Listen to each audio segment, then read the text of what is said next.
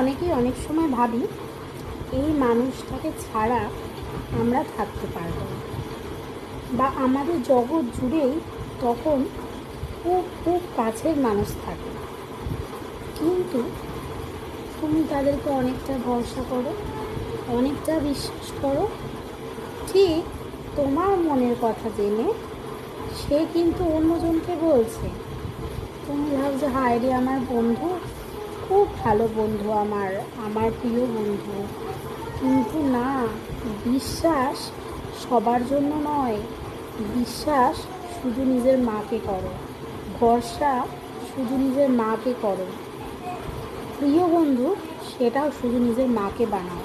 কারণ অন্য কেউ তোমার বিশ্বাস নিয়ে খেলা করতে পারে, কিন্তু তোমার মা কখনো বিশ্বাস নিয়ে খেলা করবে না।